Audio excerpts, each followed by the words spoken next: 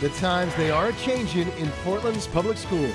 It's not just adding the 20 minutes, it's maximizing that learning time. Longer school days, but a shorter school year. Next, we'll look at some changes for Portland Public Schools and its impact on students. Weeks without food. The reason a York man is going on a hunger strike. Plus cars that drive themselves when you could see them. And one big roadblock the vehicles are up against.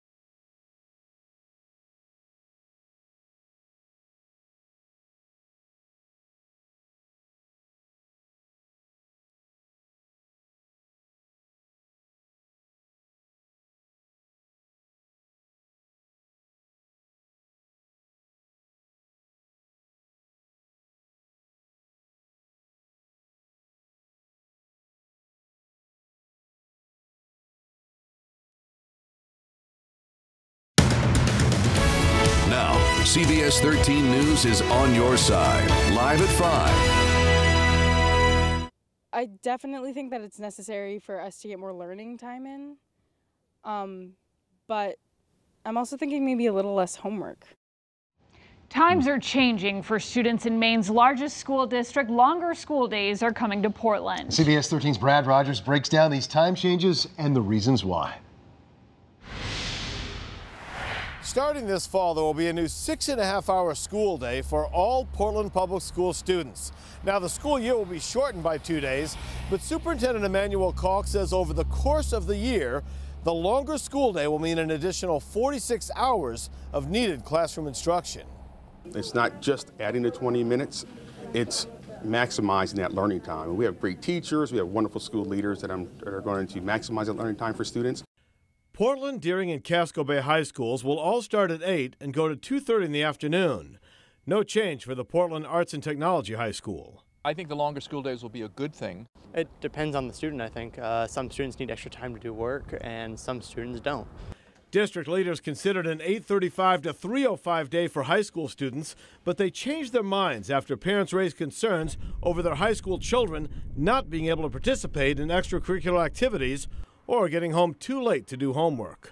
There's going to be less time to do homework and stuff, and then they don't even get to practice for long. Starting this fall, Bayside schools and Moore and Lincoln middle schools will start later, going from 8:35 to 3:05 in the afternoon. The one exception is King Middle School, which will start and end 40 minutes sooner. Teenagers need their sleep, so I agree with it. Portland's 8 elementary schools were broken into 2 groups. East End, Longfellow, Lyseth, and Presumpscot will start and end their day much earlier. Students at Hall, Riverton, Ocean Ave, and Ryke start and end a little later, but the school day will also be 20 minutes longer for grade school students. The Portland School Board also voted to create a task force to evaluate the new start and end times and its impact on students in the next school year. In Portland, Brad Rogers, CBS 13 News. Now, we know that's a lot of numbers, a lot to take in. For a closer look at these changes and information on the new transit bus plan for Portland high school students, find it all on our website, WGME.com. Tonight, South Portland students will now be invited to say the Pledge of Allegiance. High school faculty unanimously approved the new procedure today. In February, several students submitted a proposal to tell students they aren't required to say the pledge and that it's optional under Maine law. Students will now be invited over the intercom to say the pledge, and that starts tomorrow. CBS 13 News has some new details about a massive data breach involving Anthem customers in Maine. The health insurance company says it has now mailed letters to all its members who are impacted by that breach. At the same time, CBS 13 investigative reporter John Creasos discovers dozens of lawsuits filed against Anthem all across the country. Every day, our On Your Side tip line is getting calls and questions about this Anthem breach. And we now know just how big this breach was. A spokesman for Anthem telling me today more than 500,000 people just in Maine were impacted by the cyber attack.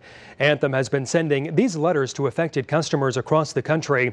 531,000 of them sent to Maine consumers. We're told the last batch of those letters was mailed Monday, sent to current and former Anthem members dating back to 2004. So you should be getting that by the end of the week if you haven't already received it. Hackers stole names, social security numbers, and other private and personal information, and victims are now responding. Our investigation found more than 75 class action lawsuits filed in federal court. One is a $5 million suit filed by a Brunswick man. The suits generally claim Anthem failed to safeguard personal information and challenge Anthem's data security practices. A lawyer in Illinois claims Anthem is to blame for an increase in tax fraud this year in her state and across the country. What it looks like happened is some hackers that had stolen his social security number filed a fraudulent tax return under his name and social security number. We heard from an individual where the IRS itself told this individual that Anthem was the cause.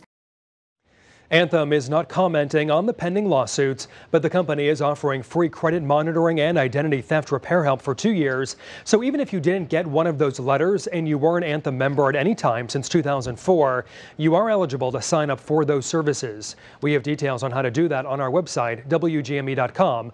Just click on the 13 Investigates section. Breaking news just into our newsroom. State police say they have charged a 16-year-old boy with murder. Police say they arrested the teen in connection to the death of 49-year-old Stephen Hodgson last month. They say Hodgson died from a stab wound to the chest. The teen is now in custody and is expected to make his first court appearance later this week. Well, anybody out there who rents their home to tourists could soon be in for some big changes. A new plan in Augusta would require you to rent those for at least 7 days or face the same licensing as hotels, motels, and inns. CBS 13's Marissa Bodner explains the plan and the backlash.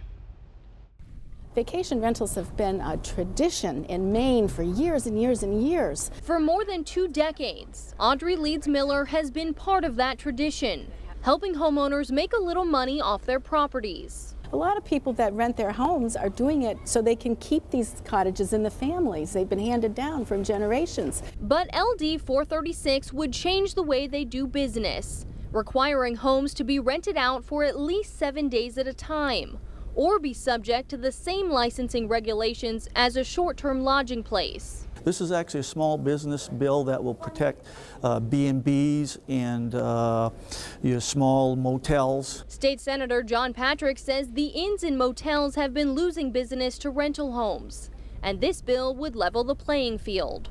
A lot of the existing businesses are people who have licenses and have thousands, if not millions of dollars tied up in their business, and if they're losing business unfairly for establishments that aren't licensed, it's really not fair. This is an absolutely ridiculous bill. It means nothing. It's not solving anything. Leeds Miller says there's no competition. People who want a whole home to themselves aren't looking for the inn or hotel experience. And if they could not rent that experience, they would go to another state where they could. A short-term lodging license would require more safety features. Costs, she says, her clients can't take on. Sprinkler systems, you know, we're talking $5,000, $10,000. A similar bill last legislative session failed to make it out of committee. Leeds Miller hopes this one will too. It would really hurt. I would disagree because we're talking about less than 7 days. You know, if someone wants to rent for 1, 2, or 3 days, that's not going to affect them very much. The public will have a chance to weigh in on this legislation. A hearing is set for Monday morning. On the Mid-Coast, Marissa Bodner, CBS 13 News. A new bill in Augusta is all about energy and fixing a typo in a new law. The bill, backed by Governor LePage and top Republicans, would create a new cabinet-level energy commissioner, a point person for efforts to expand Maine's energy capacity and drive down costs. The bill also would fix a drafting error in a law that causes regulators to limit funding for Efficiency Maine, which is a program that helps people cut their energy bills. The plan still needs legislative approval, with some lawmakers saying the bill to fix the drafting error should be separate from the governor's other energy plan. Another beautiful evening is underway. We have the clear skies and the temps are still in the 30s and lower 40s for most towns. Lows tonight will dip into the teens. Let's take a look at where we are right now. We'll start off with a nice clear sky, courtesy of high pressure in place. I think by the time you wake up tomorrow, you will notice increasing or thickening clouds. In fact, skies will become mostly cloudy during the day tomorrow. That should say your Old Orchard Beach Pier Cam, not Raymond. We're looking off to the north with mainly clear skies. We are in the 30s and low 40s. Portland showing off with a 44.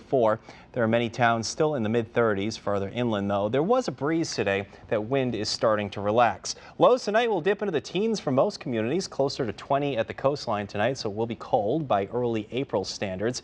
Looking ahead to tomorrow, I expect a lot of clouds around. I think skies will be brightest late in the day, and there may be a brief rain or snow shower. That chance is greatest over northern zones. Coming up in a few minutes, I'll walk you through your Thursday and Friday time frame, and believe it or not, some towns may nudge the low 60s on Friday, Greg. It's the only day we have in the 7-day forecast, which is above normal in temperatures. I'll see you in a few minutes. Hopefully as we get in later to April here, we have more of those days, Charlie. Yeah, it's looking cold, though. It sure is. Now that spring is here, it is time for Mainers to get their ice fishing shacks off the state's ponds, lakes, and rivers. Wednesday is the deadline for fishermen to remove the shacks. Wardens say portable shelters are okay to use since there's still some ice around. Ice fishing is still allowed. However, wardens ask the public to check and make sure the ice is safe, especially as temperatures do start to warm up. Gunshots in a Wilton neighborhood put neighbors on edge and lead police to seal off the area for a while. Wilton police say around 7 a.m. they got a call from someone reporting gunshots near Wilson Lake. It happened at the boat launch on Pond Road. That's right off of Route 2. Officers from multiple towns and agencies showed up. They shut off the road for a time. Then they found one man dead from what they say appears to be a self-inflicted gunshot wound. The information was confusing, and so police officers respond to an active shots fired complaint, and there was concern that it was on the lake, so the warden service responded as well. Again, very disruptive, but that death is not considered suspicious. On the Crime Watch tonight, Brunswick police are looking for a man who they say exposed himself twice in the downtown area. It happened around Friday night about 11 o'clock. Police say a customer at the Brunswick Inn and Tavern walked outside to find a man masturbating. The customer went back inside and called police. Minutes later, an employee at a nearby Bowdoin College building heard a tap on the window and looked to see that same man doing the same thing. We have been checking some video of nearby businesses as well as the college, and we're trying to get information that will lead us towards a suspect. The suspect is described as an older man, about 6 feet tall, wearing a black jacket at the time. Police say he does not match the description of the suspect in a similar case last week when a man exposed himself to 2 girls in a park.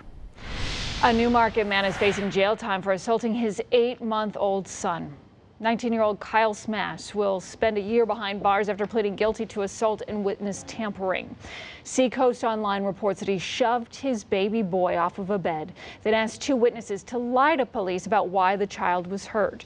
The court ordered him to undergo anger management counseling and take a parenting course. Oh, a deadly crash in Lincolnville where the car broke into 2 pieces. Police say 2 vehicles crashed last night on Belfast Road. Just a horrific impact. They say 31-year-old Adam Knight of Lincolnville crossed the center line and hit a vehicle driven by 58-year-old Priscilla Jones. Knight was pronounced dead at the scene. Jones escaped with non-life-threatening injuries. Well, this just into the CBS 13 newsroom. Fire officials in Rockland were called to this fire on Maverick Street. This happened just before 1 o'clock this afternoon. Images just getting into us. You can see those flames shooting from the door and smoke pouring from the home. 3 fire departments responded. No word on any injuries or the extent of the damage to that home. Recovery teams are at the wreckage side of the Germanwings plane that crashed in the French Alps last week. The recovery efforts come as 2 European publications claim that some cell phone video exists of the final seconds of that deadly flight. The publications claim the video was recovered from a phone at the wreckage site. However, the French prosecutor investigating the crash says he's not aware of any video footage like that. He does say, though, anybody who has such video should give that to investigators so they can review it. The prosecutor says the co-pilot of that Germanwings plane deliberately crashed the plane, killing all 150 people aboard. Bowdoin College students are taking action against climate change. This morning, 28 students walked into President Barry Mills' office. They say they don't plan to leave until the college makes an effort to be free of fossil fuel. The student sit-in comes after 3 years of organizing from the Bowdoin Climate Action Group. They say Mills has made no effort to work with them on this issue. Mills says the college should focus on education to confront climate change. Coming up all new on CBS 13 News Live at 5:30. Some new rules starting today in Scarborough. What dog owners need to know before they hit the beach. Still to come on Live at 5, a pirate ship stranded off the coast of Maine, how it got there, and why the crew members had to be rescued. And we're tracking a pretty active weather pattern the coming days. We're tracking more clouds tomorrow, a mild end of the week, and some rain and snow by the start of the weekend. Details, they're up next.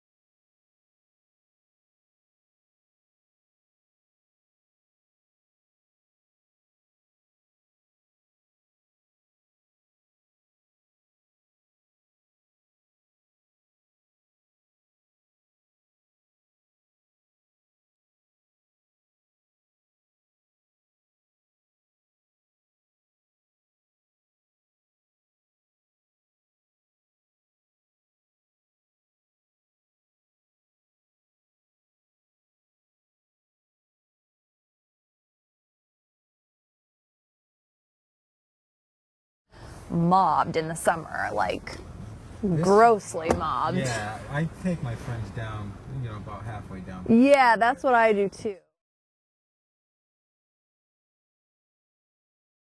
Quieter, but because the parking lot's right here, people just park here and it's mobbed. Let's see.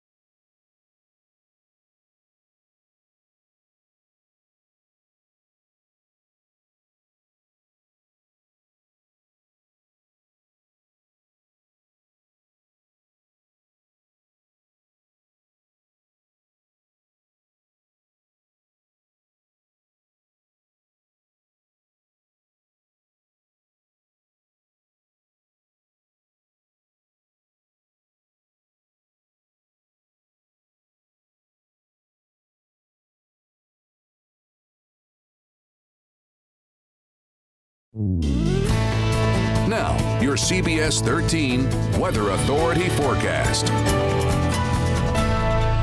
All right, welcome back, everyone. After a simply gorgeous day today with sunny skies and seasonable temperatures, we're tracking a few changes. More clouds will roll in tomorrow.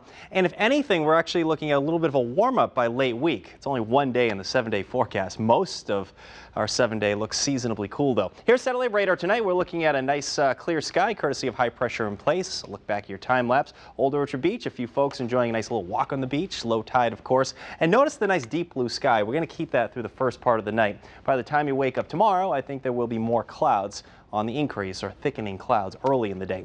Most communities are in the 30s now. We're still at 44 in Portland. That's the warm spot right now. Portsmouth actually in the 40s as well.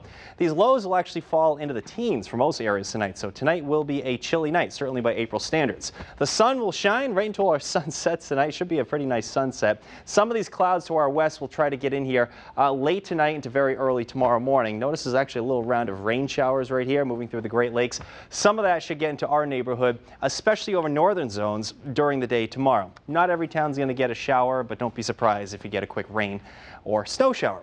Temps will start in the 20s early in the day. Again, overnight lows will be in the teens for most spots. This is 7 o'clock in the morning. Notice the clouds on the increase. There might be a few bright spots very early in the day, but those clouds will be thickening up. So it's mainly cloudy by lunchtime. This is 2 o'clock in the afternoon. Notice a few little blobs of blue. In fact, there is the chance for a rain shower as well. So chance for snow and or rain showers tomorrow. And I think that chance is greatest over northern zones. High temperatures tomorrow should make it to around 40 degrees. Now, skies may become briefly brighter late in the day as well. High temperatures, or late day temperatures, I should say, should warm into the lower 40s by about 6 o'clock. That's probably a little too warm, but you get the picture. Tomorrow, we will have our warmest temperatures late in the day. Our next round of rain arrives tomorrow night. So it's during the overnight hours into early Friday morning. We will all get wet. And if everything works out, this feature will push east fast enough that we will see some sun make an appearance on Friday. So Friday should become brighter. May take a little while to get rid of the clouds, and it's probably filtered sun at that. Friday is our warmest day. There's no question about that. This is going to be our warmest day in the next 7 days and probably for the foreseeable future. Highs will be in the upper 50s and even lower 60s may be common, especially over interior parts of Maine and New Hampshire. Don't get comfortable with that. This is pretty intense or a dynamic forecast as we get into an intense band of rainfall for Friday night into Saturday. 7:30 in the morning, we're getting into some early morning rain, but notice that rain snow line's kind of hanging tough in the mountains. It looks like most accumulating snow will stay in the mountains, but it looks like that rain snow line is going to try to crash towards the coastline around midday. So I think we're all into some wet snowflakes. I really don't think it's going to accumulate too much, if anything at all, along the coastal plain, but don't be surprised to see some wet snow mixing in around midday Saturday. Skies will become a little bit brighter late in the day on Saturday. Okay, so there it is, your 7-day forecast. Mostly cloudy tomorrow, slight chance for a rain or snow shower.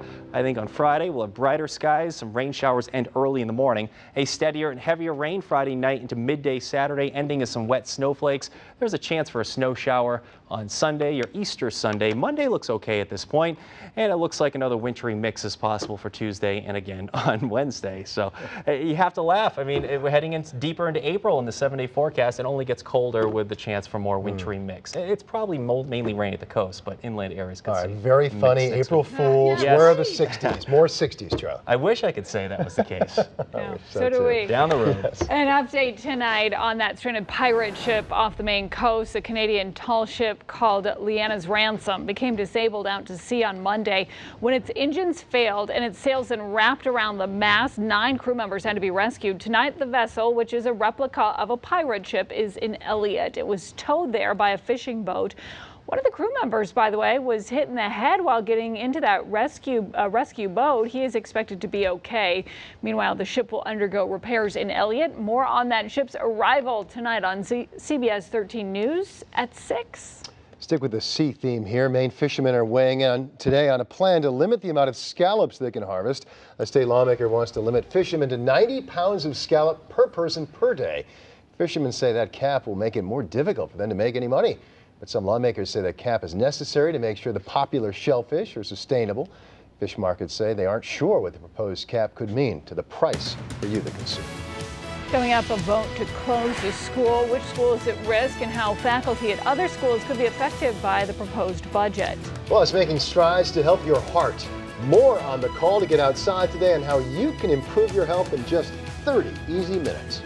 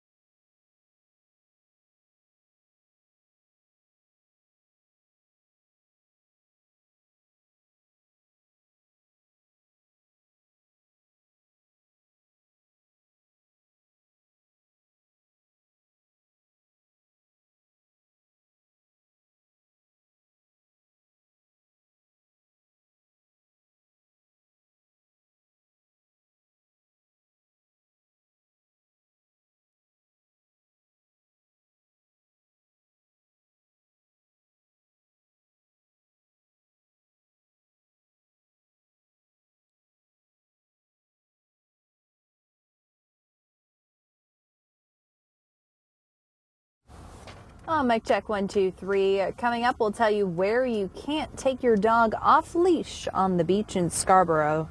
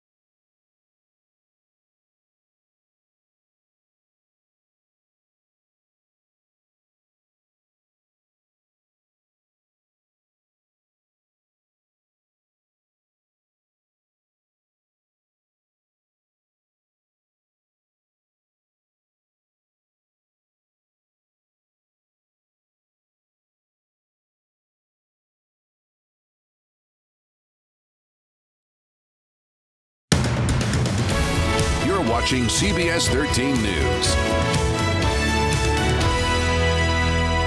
Today is National Walking Day, and doctors are encouraging Americans to lace up their sneakers or their high heels and exercise. That's right. And as CBS 13's Matt Kozar shows us tonight, just a few minutes of walking each day goes a long way towards improving your health.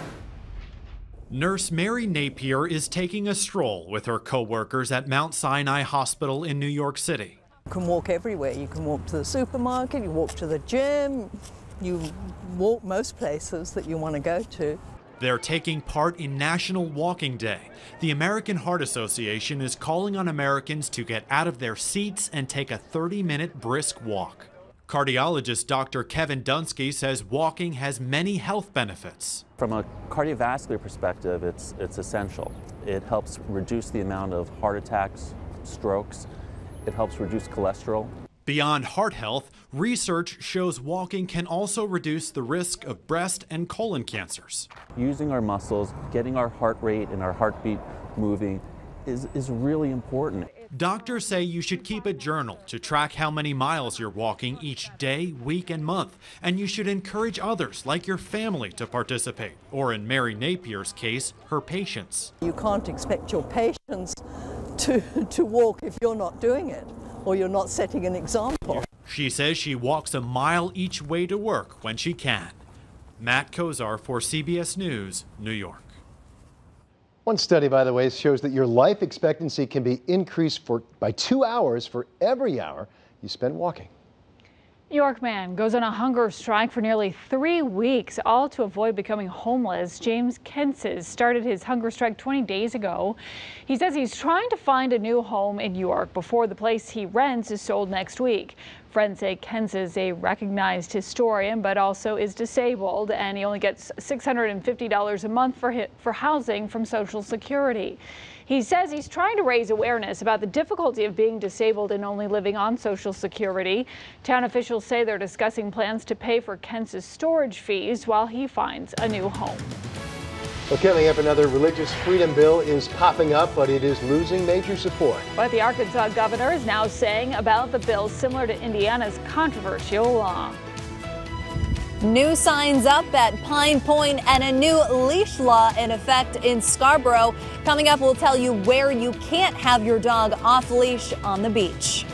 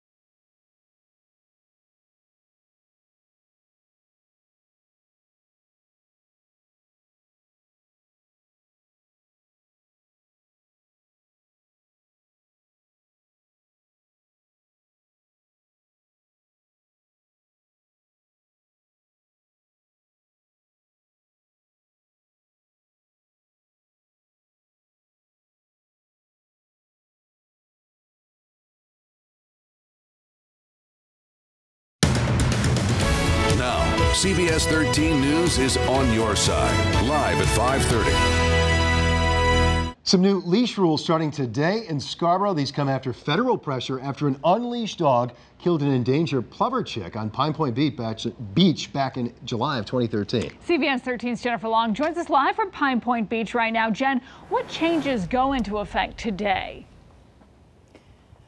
Well, guys, there are now designated areas where you cannot have your dog off leash. You will see these signs here at Pine Point Beach in Scarborough, as well as Higgins Beach, Ferry Beach, and Western Beach. Again, all of those areas you cannot have your dog off leash. Of course, this stems back to many months and months of debate over what Scarborough should do in response to a $12,000 fine from the U.S. Fish and Wildlife Service after an unleashed dog killed an endangered piping plover in 2013. The service is no longer pursuing that penalty and has praised Scarborough for taking meaningful steps to protect the bird. We did speak to some dog owners here in Scarborough today. They say they bring their dogs to the beach often, and the new rules do impact their beach time. So it's easier to, take her out when tide is low. But now with the rules coming back up with May 15th, we're going to have to be off the beach by 9 and back after 5. And right now we can't go down to the protected red plover areas. So it's not easy. But we do it because, we love her. Love her, get her out on the beach. Now, starting on May 15th and continuing through Labor Day weekend, dogs cannot be on the beach at all from 9 a.m. to 5 p.m. in Scarborough. Dogs can be on the leash, off the leash rather, and under voice control from sunrise to 9 a.m. Live in Scarborough, Jennifer Long for CBS 13 News. Back to you. All right, just boils down to being a responsible dog owner. Sounds like it, Jen. Checking the day's headlines, longer school days are coming to Portland. All students will have a new 6.5-hour day starting this fall. But many of the schools will have different start and end times. We do have a breakdown of those changes on our website, WGME.com. Well, students at Bowdoin College taking some action against climate change. This morning, 28 students walked into President Barry Mills' office. They say they don't plan to leave there until the college makes an effort to be free of fossil fuel. A school spokesperson says that Mills is away on business and not available for any comment. Starting tomorrow, South Portland students will now be invited to say the Pledge of Allegiance. High school faculty unanimously approved the new procedure today. In February, several students submitted a proposal to tell students they aren't required to say the pledge and that it's optional under Maine law. Let's get you an update tonight on the Boston Marathon bombing trial. Closing arguments set now for Monday. The defense rested its case yesterday after calling just 4 witnesses. Defense attorneys admit that Johar Tsarnaev participated in the bombings, but they claim his late older brother Tamerlan Tsarnaev was the mastermind of the 2013 terror attack. The defense called a cell site analyst who showed that Tsarnaev was in school when Tamerlan purchased components for 2 bombs. If Tsarnaev is convicted, the same jury will hear more evidence to decide whether he should be put to death or spend the rest of his life in prison. 3 people died, more than 260 people hurt in that attack. On the Crime Watch tonight, a former bookkeeper is accused of stealing thousands of dollars meant to help veterans and military members. Police say 34-year-old Kara Bird stole more than $9,000 from the VFW and the Ladies Auxiliary while she was bookkeeper from 2011 to 2014. Bird apparently signed a promissory note saying she would pay the money back, plus interest. However, the VFW says she has not paid it back, and she does now face some criminal theft charges. 2 robberies in 3 days. Police are hoping these photographs will help solve the crimes. Police need your help identifying 2 people who robbed a Rite Aid in Newport. Our media partners at the Bangor Daily News report a woman robbed the pharmacy on Sunday, handing an employee a note demanding drugs. On Tuesday, a man did the same thing. Police are now trying to determine whether the robberies are related. No one is hurt. It's a possible budget increase at the state capitol. It would allow Augusta to hire 2 more police detectives. Augusta city councilors say that the goal is to eliminate heroin use in the city. The proposed budget would include $130,000 to hire those detectives. It would also increase tax rates by close to 5.5%. City councilors say part of that increase is also due to obligations to increase city employee pay. We still have the sunshine this evening. Most towns will dip into the teens for overnight lows tonight, so it's going to be another chilly one out there. Certainly by April standards, your normal lows are quite a bit warmer. Look for clear skies over the next several hours, but by the time you wake up tomorrow, I expect more clouds to be on the increase. In fact, tomorrow looks to be a mostly cloudy day. We're still in the 30s and low 40s. Portland's the warm spot. There's a bit of a breeze out there. Sustained winds are between 10 to 20 miles per hour. We've had higher gusts today. This evening, I expect temperatures to fall into the lower 30s. Tonight, we'll have overnight lows upper teens to near 20 degrees. Tomorrow, we'll have mostly cloudy skies. There's the slight chance for a rain or snow shower. High temperatures that day should be in the low 40s. Coming up in a few minutes, I'm going to walk you through tomorrow's forecast and the late week time frame. And Greg, we're tracking a pretty dynamic forecast. When you consider Friday, we have highs in the upper 50s and low 60s. And by Saturday, some towns could be looking at some accumulating snow. We'll look at the details on that in just a few. It's been that kind of season, that's for sure. Well, Governor Paul LePage opposes a plan to change part of the Maine National Guard from engineers to infantry. The governor's office says preserving the 133rd Engineer Battalion is vital in case of natural disasters in Maine. It will also allow more military jobs for women. Our partners at the BDN say that this comes after former Brigadier General James Campbell aimed to change the 133rd to an infantry unit. Campbell was abruptly fired by the governor for that plan just last month. Beth Iron Works is getting more than $500 million to build a ship for the U.S. Navy. Senators Susan Collins and Angus King say Maine is being awarded $620 million to build a Navy destroyer. The award is part of a contract from 2013 to 2017. That contract has Beth Iron Works building 5 destroyer ships within those 4 years. The money awarded today will help to build a destroyer this year. The proposed Auburn school budget would close a school, and tonight residents there get a chance to speak out about this. The proposal cuts $1 million out of the school budget. That includes closing the East Auburn School, reducing raises to staff, and eliminating 3 elementary guidance counselors, as well as a high school assistant principal. The school committee is holding a public hearing on this plan at 7 o'clock at Auburn Hall. Hey, a plan in Caribou to secede is underway.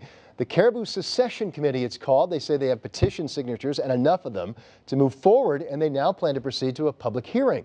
The group announced its decision to form that new town of Linden last summer. The committee is a group of predominantly rural residents who say they're not happy about Caribou's government, and they say high taxes.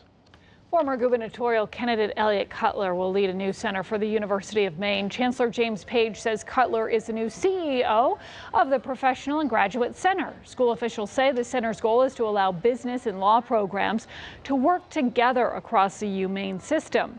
Cutler served as an energy policy advisor to President Jimmy Carter and lost the governor's race to Paul LePage in 2010 and 2014.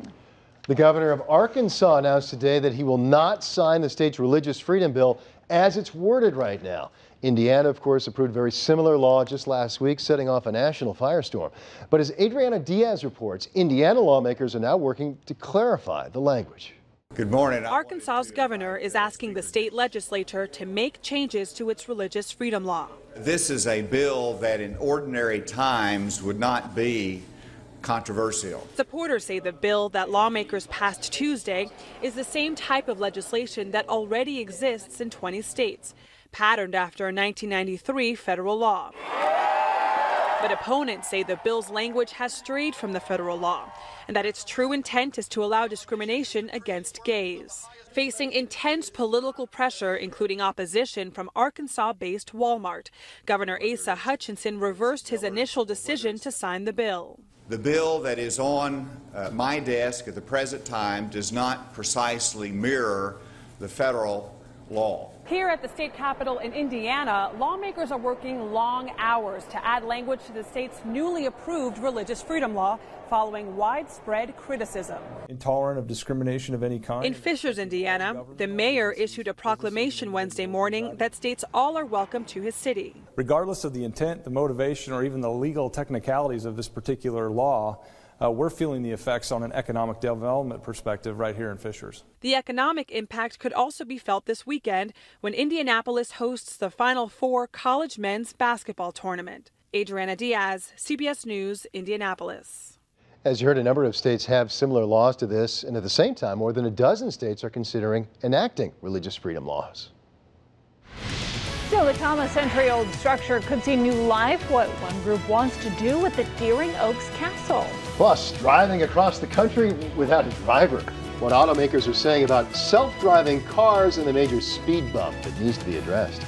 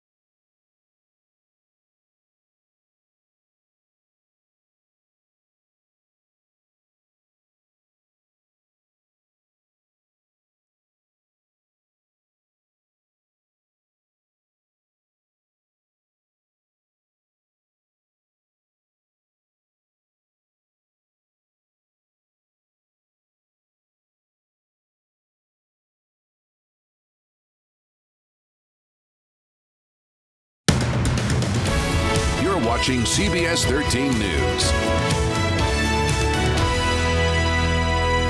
Well, a lot of experts believe we're only a few years away from having cars that drive themselves. But as CBS 13's Lauren Lister shows us, there are some issues that could put the brakes on the technology. Delphi Automotive's SUV arrived in the New York City area after a 3,500-mile cross-country journey that started in San Francisco. And for part of the trip, the car was driving itself. The vehicle uses GPS, sensors, and cameras to steer through traffic and brake on its own. The car actually handled it extremely well. CNET's Wayne Cunningham took a ride in the new car. When it saw other cars around it, it slowed down. It was following the lane lines too. Delphi joined several other automakers and tech companies developing self-driving autonomous vehicles that could be ready in 5 years. Mercedes even created this futuristic concept car to show what a driverless vehicle may look like down the road. Some of the technology already exists. Many vehicles on the market, like this Mercedes, can slow down in traffic and take over steering if the driver veers off course. But the path to total autonomy faces a major roadblock. Most states have yet to pass legislation that would let self-driving cars on the road. In fact, the Delphi vehicle could only drive hands-free in certain states that allow testing. The states are going to have to come up with their own laws governing cars that are run autonomously. There are also questions about insurance coverage in a self-driving accident. Those issues will need to be addressed before these cars hit the open road. Lauren Lister, CBS News, New York. What if you like driving? What about that? Well, for 2 years, the castle has sat empty in Deering Oaks Park in Portland. Now, friends of the park want to establish a cafe in the castle where you can get a bite to eat or relax over a glass of wine or beer. The castle was originally built back in 1894 as a warming hut for ice skaters there. Friends of Deering Oaks Park say that this is too nice of a building for it not to be used. It was a restaurant in the not too recent past. They want to bring it back. The group is seeking approval now from the City Council. Anne Frank's diary of hiding in an Amsterdam annex to avoid going to a concentration camp has fascinated readers for decades now. Now new research suggests the 15-year-old died a month earlier than previously thought. The research released by the Anne Frank House suggests Anne and her older sister Margaret probably died in February of 1945, not in March. Frank died of typhus at a Nazi concentration camp months after her arrest. Researchers say a typhus outbreak is at the camp killed thousands of people daily. That is a highly contagious disease and causes high fever, chills, and various skin issues. Coming up, 2 main craft beers make the grade. Which beers are getting some national recognition and where they stand on the top 50 list. Well, today was a pretty nice day as well. We're looking at air temps still in the 30s for most towns. How low the temperature will go tonight, when to expect to warm up into the 50s and even 60s. We have that in the forecast next.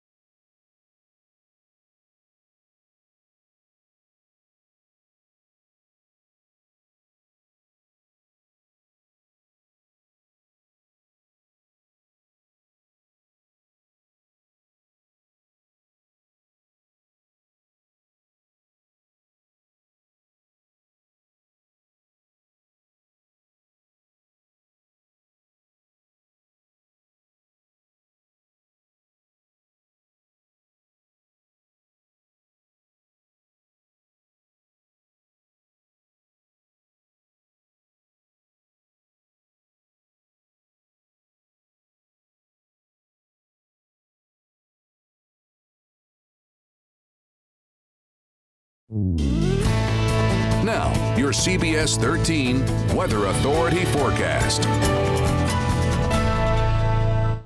All right, welcome back, everyone. Here's a live look from our Portland Skycam, where we still have crystal clear skies. We still have, at least another hour of sunlight. Sun is setting a little after 7 o'clock these days.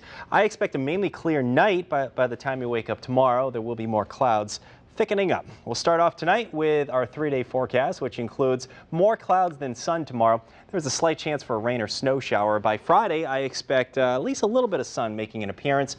Any early morning showers will end pretty early in the day. Late day highs should warm into the upper 50s and possibly even lower 60s. That is the only real warm day I have in the 7-day forecast. By Saturday, I think we'll have some rain, possibly heavy at times very early in the day, and we may end as some wet snowflakes by midday. Most of the accumulating snow will stay in the hills and mountains, though.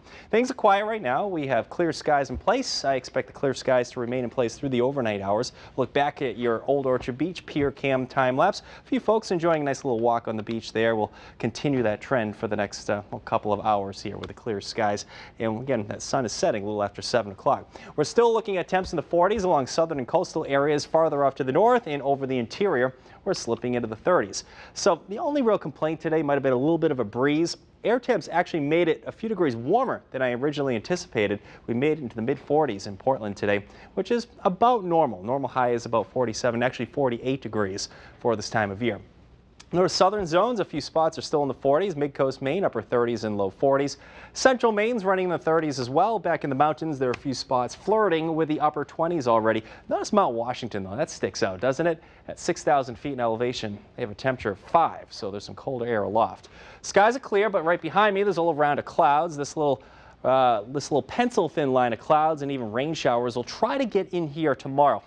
I'll tell you, there's a slight chance for a rain or snow shower, but not every town's going to get one. If we get one, it's probably around midday or early afternoon.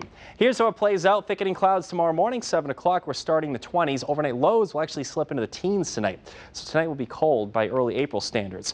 We're looking at thickening or mostly cloudy skies throughout the day. This is 2 o'clock in the afternoon. Notice there's a chance for a rain or snow shower. I think that chance is greatest over northern zones. The mountains may get a quick coating of snow out of this one. It's not going to be a big deal. Well, skies should try to brighten up again late in the day. Highs should make it into the low 40s before our next round of clouds and even precipitation moves in for tomorrow night. This will be a little front trying to make its way through. So a round of rain showers moves through tomorrow night into early Friday morning. That's about 3:30 in the morning. This should push to the east by the time you wake up Friday. So Friday will start with some clouds, but look for developing sunny breaks. And depending on how much sun we see, that will determine how warm we'll get. And there's no question in my mind, Friday is the warmest day in the 7-day forecast and probably the warmest day for the foreseeable future here. Upper 50s and even lower 60s should be common for your Friday to end out the work week. Our next round of rain will be a heavier burst, and that will be tomorrow, Friday night into early Saturday morning. That's 7:30 Saturday morning. So we're all getting wet during this period. Also note that rain snow line. Now, I know a lot of folks like to do some skiing on Easter weekend. I think we're going to see accumulating snow in the mountains. That rain snow line is going to try to crash towards the coast around midday.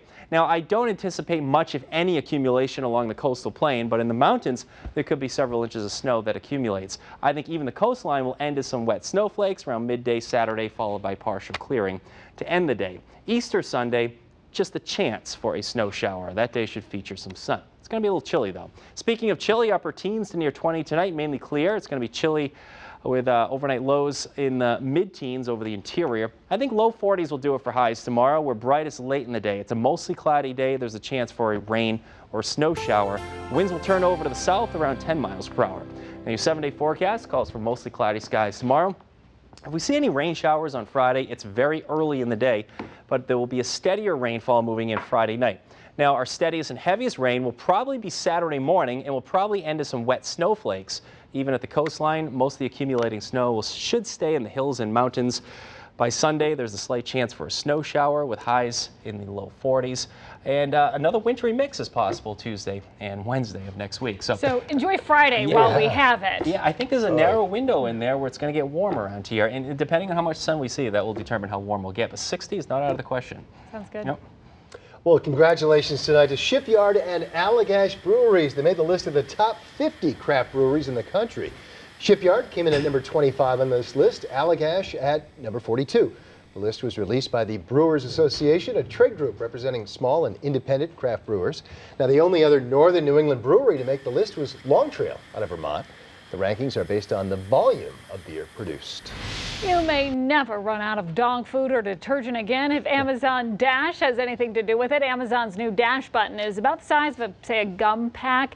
It uses Wi-Fi to connect with your Amazon account, and with a push of a button, customers can automatically buy things like coffee, razors, toilet paper, and trash bags. Well, some peace of mind for passengers separated from pets during flights. Starting today, Delta will offer a GPS device to keep track of their flying pets. The GPS is placed in the animal's crate. It monitors location, temperature, whether the pet is sitting upright. All that costs $50 per flight. Window seats on an airplane are going high-tech. Airbus has filed a patent for a new smart window. It has an interactive display that lets you know what buildings or landmarks you're seeing out of your window, like, say, the London Eye at Heathrow. It will also give you information about them. Listen up, country music fans. Here is your chance, a great one at that, to see Christian Bush, formerly of Sugarland, perform in concert this summer. We're holding a contest. 2 free tickets, round-trip airfare, hotel stay for 2 nights to see him in Atlanta August 1st. To find out more, go to WGME.com. And be sure to join us ahead on CBS 13 News at 6. Some kids in Portland will get to sleep in. Others, though, will have to set the alarm a little bit earlier. Any opportunity that the kids are given to spend a little more intense time academically will help them. Longer school days, but a shorter school year. Next, we'll look at some changes for Portland Public Schools and its impact on students. And inmates charged. What one of these men accused of a female corrections officer of doing, why deputies say they're lying. Also coming up new at 6 tonight, a man cuts off his hand in Lincoln County with a table saw. Why deputies say this happened, coming up next. We'll have those stories and a lot more in just a few minutes on CBS 13 News at 6. Coming up next, a bit of a comeback for an endangered species. Which animals are in the middle of a baby boom, and what animal experts are saying about this boost in population.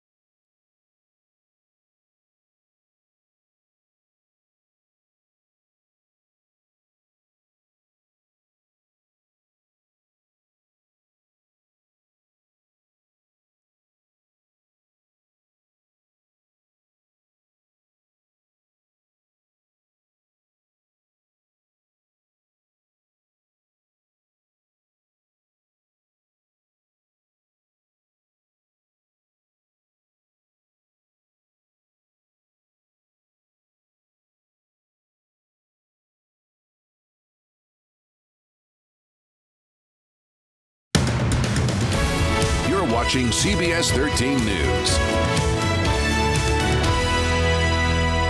Spring is in the air and apparently underwater, especially off the coast of British Columbia. The Center for Whale Research says 4 orca babies were born in the last 3 months. They say that's a high number than usual, higher anyway than usual. And this baby boom brings their total up to 81 whales. A spokesperson for the center says that they hope this is a sustained upswing in the population, but he said that the orcas will remain endangered until that population gets above 100. Thank you so much for watching CBS 13 News live at 5:30, CBS 13 News at 6. starts right now.